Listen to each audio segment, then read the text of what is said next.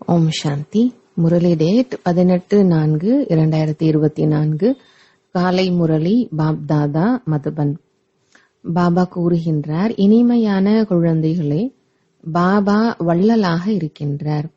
குழந்தைகளாகிய நீங்கள் பாபாவிடமிருந்து எதுவும் கேட்க வேண்டிய அவசியமில்லை. கேட்பதற்கு பதிலாக இறப்பது மேல் என்ற பழமொழி உள்ளது.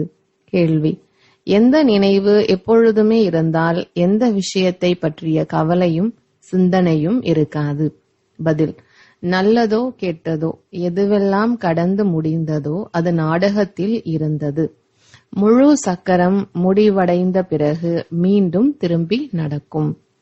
யார் என்ன முயற்சி செய்கின்றார்களோ அப்படிப்பட்ட பதவியை அடைவார்கள். இந்த விஷயத்தை நினைவில் வைத்துக் கொண்டால் எந்த விஷயத்தை பற்றிய கவலையும் சிந்தனையும் இருக்காது. குழந்தைகளே, கடந்தவைகளை பற்றி சிந்திக்காதீர்கள். எந்த விஷயத்தையும் கேட்காதீர்கள், கூறாதீர்கள். எந்த விஷயம் கடந்து முடிந்ததோ அதை பற்றி சிந்திக்காதீர்கள் மற்றும் திரும்ப செய்யாதீர்கள் என்பது தந்தையின் கட்டளையாகும். ஓம் சாந்தி. ஆன்மீக குழந்தைகளுக்காக ஆன்மீக தந்தை புரிய வைக்கின்றார். ஆன்மீக தந்தையை வள்ளல் என்று கூறுகின்றனர். அவர் சுயமாகவே குழந்தைகளுக்கு அனைத்தையும் கொடுக்கின்றார். உலகிற்கு எஜமானர்களாக ஆக்குவதற்காக வருகின்றார். எப்படியாவது இவை அனைத்தும் குழந்தைகளுக்கு புரிய வைக்கின்றார். வழி காட்டிக் கொண்டே இருக்கின்றார். வள்ளல் அல்லவா? ஆக அனைத்தையும் சுயமாகவே கொடுத்து கொண்டு இருக்கின்றார். கேட்பதை விட இறப்பது மேல். எந்த பொருளும் கேட்கக்கூடாது. சில குழந்தைகள் சக்தி, ஆசீர்வாதம், கருணையை கேட்டுக்கொண்டே இருக்கின்றனர். பக்தி மார்க்கத்தில் கேட்டு கேட்டு தலை குனிந்து முழு ஏணிப்படியில் இறங்கி வந்தீர்கள். இப்பொழுது கேட்பதற்கு எந்த அவசியமும் இல்லை. என்னுடைய வழிப்படி நடங்கள் என்று தந்தை கூறுகின்றார். கடந்தவைகளை ஒரு பொழுதும் சிந்திக்காதீர்கள் என்று கூறுகின்றார். நாடகத்தில் எதுவெல்லாம் நடந்ததோ நடந்து முடிந்துவிட்டது. அதை பற்றி சிந்திக்காதீர்கள். திரும்பவும் நினைவு செய்யாதீர்கள். 2 வார்த்தைகளை மட்டுமே தந்தை கூறுகின்றார். என் ஒருவனை மட்டுமே நினைவு செய்யுங்கள். பாபா கட்டளை, அதாவது ஸ்ரீமத் கொடுக்கின்றார். அதன்படி நடப்பது குழந்தைகளின் கடமையாகும். இது அனைத்தையும் விட மிக உயர்ந்த கட்டளையாகும். யார் எவ்வளவு கேள்விகளை கேட்டாலும் பாபா 2 வார்த்தைகளை மட்டுமே புரிய வைக்கின்றார். நான் பதீத பாவனனாக இருக்கின்றேன். நீங்கள் என்னை நினைவு செய்து கொண்டே இருந்தால் உங்களது பாவங்கள் அழிந்துவிடும். அவ்வளவுதான். நினைவிற்காக யாராவது கட்டளை கொடுப்பார்களா என்ன? தந்தையை நினைவு செய்ய வேண்டும். வேறு எதிலும் தலையை உடைத்துக் கொள்ள வேண்டும் அல்லது கதற வேண்டும் என்று கிடையாது. உள்ளுக்குள் எல்லையற்ற தந்தையை நினைவு செய்ய வேண்டும். வேறு என்ன கட்டளையை கொடுக்கின்றார்? 84 பிறவி சக்கரத்தை நினைவு செய்யுங்கள். ஏனெனில் நீங்கள் தேவதைகளாக ஆக வேண்டும். தேவதைகளின் மகிமைகளை நீங்கள் அரை கல்பத்திற்கு செய்தீர்கள். அப்போது வகுப்பில் குழந்தையின் அழுகுரல் கேட்கின்றது. யாரும் குழந்தைகளை அழைத்து வரக்கூடாது என்ற கட்டளை அனைத்து சென்டரிலும் உள்ளவர்களுக்கும் கொடுக்கப்படுகின்றது. அவர்களுக்கு ஏதாவது ஏற்பாடு செய்ய வேண்டும். தந்தையிடமிருந்து ஆஸ்தி யார் அடைய வேண்டுமோ அவர்கள் தானாகவே ஏற்பாடு செய்வார்கள். இது ஆன்மீக தந்தையின் பல்கலைக்கழகமாகும். இதில் சிறிய குழந்தைகள் அவசியமில்லை. சேவை செய்வதற்கு தகுதியானவர்களாக ஆன பின்பு புத்துணர்வு ஏற்படுத்துவதற்காக பிராமணிகள், அதாவது ஆசிரியர்கள் அழைத்து வர வேண்டும். பெரிய மனிதர்களாக இருந்தாலும் சரி, சிறியவர்களாக இருந்தாலும் சரி, இது பல்கலைக்கழகமாகும். இங்கு குழந்தைகளை அழைத்து வருபவர்கள் இது பல்கலைக்கழகம் என்று புரிந்து கொள்வதில்லை. இது பல்கலைக்கழகம் என்பது முக்கியமான விஷயம். இதில் படிக்கக்கூடியவர்கள் மிக நல்ல புத்திசாலிகளாக இருக்க வேண்டும். பக்குவமற்றவர்களும் தொந்தரவு செய்வார்கள். ஏனெனில் தந்தையின் நினைவில் இல்லையெனில் புத்தி இங்கு அங்கு என்று அலைந்து கொண்டே இருக்கும். நஷ்டமாக்கி விடுவார்கள். நினைவில் இருக்க முடியாது. குழந்தைகளை அழைத்து வந்தால் இதில் உங்களுக்குத்தான் நஷ்டம் ஏற்படுகின்றது. இது இறை தந்தையின் பல்கலைக்கழகம் என்பதை அறிந்திருக்கவில்லை. இங்கு மனிதனிலிருந்து தேவதைகளாக ஆகின்றோம். தந்தை கூறுகின்றார், குடும்பத்தில் குழந்தைகளுடன் இருங்கள். இங்கு ஒரு வாரத்திற்கு அல்லது 3-4 நாட்கள் இருந்தால் போதும். ஞானம் மிகவும் எளிது. தந்தையை புரிந்து கொள்ள வேண்டும். எல்லையற்ற தந்தையை புரிந்து கொள்வதன் மூலம் எல்லையற்ற ஆஸ்தி கிடைக்கும். எந்த ஆஸ்தி? எல்லையற்ற ராஜ்யத்திற்கான ஆஸ்தி. கண்காட்சிகளிலும் மியூசியத்திலும் சேவை நடைபெறுவது கிடையாது என்று நினைக்காதீர்கள். பல மற்றும் கணக்கிட முடியாத பிரஜைகள் உருவாகின்றனர். பிராமண குலம், சூரிய வம்சம், சந்திர வம்சம் 3ம் இங்குதான் ஸ்தாபனை ஆகிக் கொண்டிருக்கின்றது. ஆக இது மிக பெரிய பல்கலைக்கழகமாகும். எல்லையற்ற தந்தை படிப்பிக்கின்றார். முற்றிலுமாக புத்தி நிறைந்து விட வேண்டும். ஆனால் தந்தை சாதாரண உடலில் இருக்கின்றார். படிப்பும் சாதாரண ரூபத்தில் படிப்பிக்கின்றார். ஆகையால் தான் மனிதர்களுக்கு நல்லது என தோன்றுவது இல்லை. இறை தந்தையின் பல்கலைக்கழகம் இவ்வாறு இருக்கின்றது. நான் ஏழை பங்காளன் என்று தந்தை கூறுகின்றார். ஏழைகளுக்குத்தான் படிப்பிக்கின்றார். செல்வந்தர்கள் படிப்பதற்கு சக்தி அற்றவர்களாக உள்ளனர். அவர்களது புத்தியில் மாட மாளிகை மட்டுமே இருக்கும். ஏழைகள் செல்வந்தர்களாகவும் செல்வந்தர்கள் ஏழைகளாக ஆவதுதான் நியமம். தானம் என்பது செல்வந்தர்களுக்கு கொடுக்கப்படுமா என்ன? இதுவும் அழிவற்ற ஞான ரத்தினங்களின் தானமாகும். செல்வந்தர்கள் தானத்தை ஏற்றுக்கொள்ள மாட்டார்கள். புத்தியில் அமராது. அவர்கள் தங்களது எல்லைக்குட்பட்ட படைப்பான செல்வங்களில் மாட்டிக்கொண்டு இருப்பர். அவர்களுக்கு அதுவே சொர்க்கம் போன்று இருக்கும். நமக்கு மற்றொரு சொர்க்கம் அவசியமில்லை என்று கூறுவர். பெரிய மனிதர்கள் யாராவது இறந்து விட்டால் அவர் சொர்க்கத்திற்கு சென்று விட்டதாக கூறுகின்றனர். சொர்க்கத்திற்கு சென்று விட்டார் என்று அவர்களாகவே கூறுகின்ற பொழுது இது இப்பொழுது நரகமாக இருக்கின்றது அல்லவா? ஆனால் நரகம் என்றால் என்ன என்பதை புரிந்து கொள்ள முடியாத அளவிற்கு கல் புத்தியுடன் இருக்கின்றனர். இது உங்களது மிக உயர்ந்த பல்கலைக்கழகமாகும். தந்தை கூறுகின்றார், யாருடைய புத்தி பூட்டப்பட்டிருக்கின்றதோ அவர்களுக்குத்தான் வந்து படிப்பிக்கின்றேன். தந்தை வருகின்ற பொழுதுதான் பூட்டு திறக்கப்படுகின்றது. உங்களது புத்தி பூட்டு எப்படி திறக்கும் என்று தந்தை சுயம் கட்டளையிடுகின்றார். தந்தையிடத்தில் எதையும் கேட்கக்கூடாது. இதில் நம்பிக்கை இருக்க வேண்டும். மிகவும் அன்பான தந்தையாக இருக்கின்றார். அவரை பக்தியில் நினைவு செய்து வந்தோம். யாரை நினைவு செய்தோமோ அவர் கண்டிப்பாக ஒரு முறை வருவார் அல்லவா? நினைவு செய்வதே மீண்டும் திரும்பி நடப்பதற்காகவே. தந்தை வந்து குழந்தைகளுக்குத்தான் புரிய வைக்கின்றார். பாபா எப்படி வந்திருக்கின்றார், என்ன கூறுகின்றார் என குழந்தைகள் வெளியில் உள்ளவர்களுக்கு புரிய வைக்க வேண்டும். குழந்தைகளே, நீங்கள் அனைவரும் பதீதமானவர்களாக இருக்கின்றீர்கள். நான் வந்து பாவனமாக ஆக்குகின்றேன். பதீதமாக ஆகியிருக்கக்கூடிய உங்களது ஆத்மா இப்பொழுது பதீத பாவனனாகிய என்னை நினைவு செய்யுங்கள். சுப்ரீம் ஆத்மாவாகிய என்னை நினைவு செய்யுங்கள். இதில் எதுவும் கேட்க வேண்டிய அவசியம் இல்லை. நீங்கள் பக்தி மார்க்கத்தில் அரை கல்பத்திற்கு கேட்டுக்கொண்டே வந்தீர்கள். அடைந்தது எதுவும் இல்லை. இப்பொழுது கேட்பதை நிறுத்துங்கள். நான் சுயமாகவே உங்களுக்கு கொடுத்து கொண்டிருக்கின்றேன். தந்தையினுடையவர்களாக ஆவதன் மூலம் ஆஸ்தி கிடைக்கவே செய்யும். பெரிய குழந்தைகள் உடனேயே தந்தையை புரிந்து கொள்கின்றனர். தந்தையின் ஆஸ்தி என்னவெனில் 21 பிறவிகளுக்கு சொர்க்கத்தின் ராஜ்யமாகும். நரகவாசிகளாக இருக்கின்ற பொழுது ஈஸ்வரனின் பெயரில் தானம் புண்ணியம் செய்வதன் மூலம் அற்ப காலத்திற்கு சுகம் கிடைப்பதை நீங்கள் அறிந்திருக்கின்றீர்கள். மனிதர்கள் தர்மத்திற்காக ஒதுக்குகின்றனர். குறிப்பாக வியாபாரிகள் ஒதுக்குகின்றனர். வியாபாரிகளாக இருக்கக்கூடியவர்கள் நாம் தந்தையிடம் வியாபாரம் செய்வதற்காக வந்திருக்கின்றோம் என்று கூறுவர். குழந்தைகள் தந்தையிடத்தில் வியாபாரம் செய்கின்றீர்கள் அல்லவா?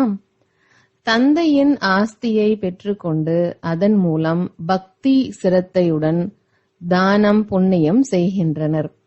தர்மசாலை, கோவில் போன்றவற்றை கட்டினால் அதற்கு தந்தையின் பெயரை வைக்கின்றனர்.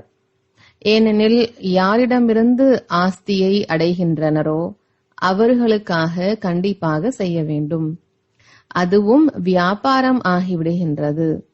அவை அனைத்தும் உலகிய விஷயங்கள். இப்பொழுது தந்தை கூறுகின்றார், கடந்தவைகளை சிந்திக்காதீர்கள், தவறான விஷயங்களை கேட்காதீர்கள். தவறான கேள்விகளை யாராவது கேட்டால் இப்படிப்பட்ட விஷயங்களுக்கு செல்ல வேண்டிய அவசியம் இல்லை என்று கூறிவிடுங்கள். நீங்கள் முதலில் தந்தையை நினைவு செய்யுங்கள். பாரதத்தின் பழமையான ராஜயோகம் மிகவும் பிரபலமானது. எந்த அளவிற்கு நினைவு செய்கின்றீர்களோ, தெய்வீக குணங்களை தாரணை செய்கின்றீர்களோ, அந்த அளவிற்கு உயர்ந்த பதவி அடைவீர்கள். இது பல்கலைக்கழகமாகும். லட்சியம் தெளிவாக இருக்கின்றது. முயற்சி செய்து இவ்வாறு ஆக வேண்டும். தெய்வீக குணங்களை தாரணை செய்ய வேண்டும். யாருக்கும் எந்த வகையிலும் துக்கம் கொடுக்கக்கூடாது. துக்கத்தை நீக்கி சுகம் கொடுக்கும் தந்தையின் குழந்தைகள் அல்லவா நீங்கள்? அது சேவையின் மூலம் தெரிந்துவிடும். பலர் புதிதாக வருகின்றனர். 25-30 வருடங்கள் உள்ளவர்களை விட 10-12 நாட்களாக வருபவர்கள் தீவிரமாகி விடுகின்றனர். குழந்தைகளாகிய நீங்கள் தங்களுக்கு சமமாக ஆக்க வேண்டும். பிராமணன் ஆகாத வரைக்கும் தேவதைகளாக எப்படி ஆக முடியும்? Great great grandfather Brahma அல்லவா? யார் இருந்து விட்டு சென்றிருக்கின்றார்களோ அவர்களை புகழ்ந்து கொண்டிருப்பர். பிறகு மீண்டும் அவர் கண்டிப்பாக வருவார். எந்த விழா போன்றவைகள் பாடப்பட்டாலும் அனைவரும் இருந்து சென்றிருக்கின்றனர், மீண்டும் வருவார்கள். இந்த நேரத்தில் அனைத்து விழாக்களும் நடைபெற்று கொண்டிருக்கின்றன. ரக்ஷா பந்தன் இவ்வாறு போன்ற அனைத்து ரகசியங்களையும் தந்தை புரிய வைத்துக் கொண்டிருக்கின்றார். நீங்கள் தந்தையின் குழந்தைகளாக இருக்கின்றீர்கள் எனில் கண்டிப்பாக தூய்மையாக வேண்டும். பதீத்த பாவனன் தந்தையை அழைக்கின்றோம் எனில் தந்தை வழி காண்பிக்கின்றார். கல்ப கல்பத்திற்கும் யார் ஆஸ்தியை அடைந்திருக்கின்றார்களோ அவர்கள் மிக சரியாக நடப்பார்கள். நீங்களும் சாட்சியுடன் பார்த்து கொண்டு இருக்கின்றீர்கள். பாப் தாதாவும் சாட்சியுடன் பார்த்து கொண்டிருக்கின்றார். இவர் எந்த அளவிற்கு உயர்ந்த பதவியை அடைவார்? இவரது நடத்தைகள் எப்படி இருக்கின்றது? ஆசிரியர் அனைத்தும் அறிந்திருப்பார் அல்லவா? எத்தனை பேரை தனக்கு சமமாக ஆக்கியிருக்கின்றார்? எவ்வளவு நேரம் நினைவில் இருக்கின்றனர்? இது இறை தந்தையின் பல்கலைக்கழகம் என்ற நினைவு முதலில் புத்தியில் இருக்க வேண்டும். பல்கலைக்கழகம் இருப்பதே கல்விக்காகத்தான். அது எல்லைக்குட்பட்ட பல்கலைக்கழகம், இது எல்லையற்றது. துர்கத்தியிலிருந்து சத்கதி, நரகத்திலிருந்து சொர்க்கத்தை உருவாக்கக்கூடிய தந்தை ஒரே ஒருவரே. தந்தையின் பார்வை அனைத்து ஆத்மாக்களின் பக்கமும் செல்கின்றது. அனைவருக்கும் நன்மை செய்ய வேண்டும், திரும்ப அழைத்து செல்ல வேண்டும். உங்களை மட்டுமின்றி உலகில் உள்ள அனைத்து ஆத்மாக்களையும் நினைவு செய்து கொண்டிருப்பார். அதில் குழந்தைகளுக்குத்தான் படிப்பிக்கின்றார். பரம்தாமத்திலிருந்து வரிசைப்படியாக வந்தது போன்றே திரும்பி அவ்வாறே செல்வோம் என்பதையும் புரிந்திருக்கின்றீர்கள். அனைத்து ஆத்மாக்களும் வரிசை கிரமமாக வருகின்றன. நீங்களும் வரிசை கிரமமாக எப்படி செல்வீர்கள் என்பதும் புரிய வைக்கப்படுகின்றது. கல்பத்திற்கு முன்பு எது நடந்ததோ அதுவே நடக்கும். நீங்கள் புது உலகிற்கு எப்படி வருவீர்கள் என்பதும் புரிய வைக்கப்பட்டிருக்கின்றது. வரிசை கிரமமாக புது உலகிற்கு வரக்கூடியவர்களுக்கே புரிய வைக்கப்படுகின்றன. குழந்தைகளாகிய நீங்கள் தந்தையை அறிந்து கொள்வதன் மூலம் தங்களது தர்மத்தை மற்றும் அனைத்து தர்மத்தின் மரத்தை அறிந்து கொள்கின்றீர்கள். இதில் எதுவும் கேட்க வேண்டிய அவசியமில்லை, ஆசீர்வாதமும் கிடையாது. பாபா கருணை காட்டுங்கள், இரக்கம் காட்டுங்கள் என்று எழுதுகின்றனர். தந்தை எதுவும் செய்ய மாட்டார். வழி காட்டுவதற்காகவே தந்தை வந்திருக்கின்றார். அனைவரையும் பாவனமாக்குவதுதான் நாடகத்தில் எனது நடிப்பாகும். கல்பம் கல்பமாக எப்படி நடித்தேனோ அவ்வாறு நடிப்பு நடிக்கின்றேன். நல்லதோ கெட்டதோ எது கடந்து முடிந்ததோ நாடகத்தில் இருக்கின்றது. எந்த விஷயத்தை பற்றியும் கவலைப்படக்கூடாது. நாம் முன்னேறிக் கொண்டே இருக்கின்றோம். இது எல்லையற்ற நாடகம் அல்லவா? முழு சக்கரமும் முடிவடைந்த பிறகு மீண்டும் மீண்டும் நடக்கும். யார் எப்படிப்பட்ட முயற்சி செய்கின்றார்களோ அவர்கள் அப்படிப்பட்ட பதவியை அடைவார்கள். கேட்க வேண்டிய அவசியம் இல்லை. பக்தி மார்க்கத்தில் நீங்கள் அளவற்று கேட்டீர்கள். அனைத்து செல்வங்களையும் அழித்து விட்டீர்கள். இவை அனைத்தும் நாடகத்தில் உருவாக்கப்பட்டிருக்கின்றன. அதனை புரிய வைக்கின்றார். அரை கல்பத்திற்கு பக்தி செய்து சாஸ்திரங்கள் படித்து எவ்வளவு செலவுகள் ஏற்படுகின்றன. இப்பொழுது நீங்கள் எந்த செலவும் செய்ய வேண்டிய அவசியம் இல்லை. தந்தை வள்ளல் அல்லவா? வள்ளலுக்கு அவசியமில்லை. கொடுப்பதற்காகவே வருகின்றார். நான் சிவ பாபாவிற்கு கொடுத்திருக்கின்றேன் என்று நினைக்காதீர்கள். அட, சிவ பாபாவிடமிருந்து நிறைய கிடைக்கிறது. நீங்கள் அடைவதற்காக இங்கு வந்திருக்கின்றீர்கள். ஆசிரியரிடத்தில் மாணவர்கள் படிப்பதற்காக வருகின்றனர். அந்த லௌகீக தந்தை ஆசிரியர் குரு மூலம் நீங்கள் நஷ்டத்தையே அடைந்தீர்கள். இப்பொழுது குழந்தைகள் ஸ்ரீமத் படி நடக்க வேண்டும். அப்பொழுதுதான் உயர்ந்த பதவி அடைய முடியும். சிவ் பாபா 2 ஸ்ரீயாக இருக்கின்றார். நீங்கள் ஒற்றை ஸ்ரீ உடையவர்களாக ஆகின்றீர்கள். ஸ்ரீ லட்சுமி, ஸ்ரீ நாராயணன் என்று கூறப்படுகின்றது. ஸ்ரீ லக்ஷ்மி, ஸ்ரீ நாராயணன் இருவராக ஆகிவிட்டனர். விஷ்ணுவை ஸ்ரீ என்று கூறுவர். ஏனெனில் இருவரும் இணைந்திருக்கின்றனர். இருப்பினும் இருவரையும் ஆக்குவது யார்? ஒரே ஒருவர்தான் ஸ்ரீ, அதாவது உயர்ந்ததிலும் உயர்ந்தவர். வேறு யாரும் அவ்வாறு இருப்பது கிடையாது. இன்றைய நாட்களில் ஸ்ரீ லக்ஷ்மி நாராயணன், ஸ்ரீ சீதாராம் என்று பெயர் வைத்துக் கொள்கின்றனர்.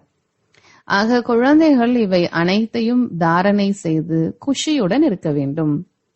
இன்றைய நாட்களில் ஆன்மீக கருத்தரங்கமும் நடைபெற்றுக் கொண்டிருக்கின்றது. ஆனால் ஆன்மீகம் என்பதன் பொருளை புரிந்து கொள்வது கிடையாது. ஆன்மீக ஞானத்தை ஒருவரை தவிர வேறு யாரும் கற்றுத்தர முடியாது. பாபா அனைத்து ஆத்மாக்களுக்கு தந்தையாக இருக்கின்றார். அவரை ஆன்மீக தந்தை என்று கூறுகின்றோம். தத்துவத்தையும் ஆன்மீகம் என்று கூறிவிடுகின்றனர்.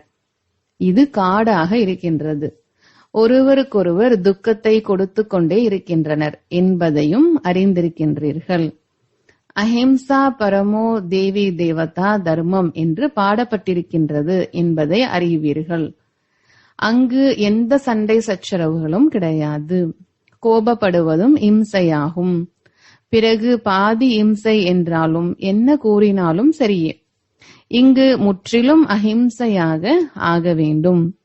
எண்ணம், சொல், செயலில் எந்த தவறான விஷயங்களும் இருக்கக்கூடாது. சிலர் போலீஸாக வேலை செய்கின்றனர் எனில் யுக்தியுடன் வேலை செய்ய வேண்டும். எவ்வளவு முடியுமோ அன்பாக வேலை வாங்க வேண்டும். பாபாவிற்கு சுய அனுபவம் இருக்கின்றது. அன்பாக தனது வேலைகளை செய்விக்கின்றார். இதில் மிகுந்த யுக்தி தேவை.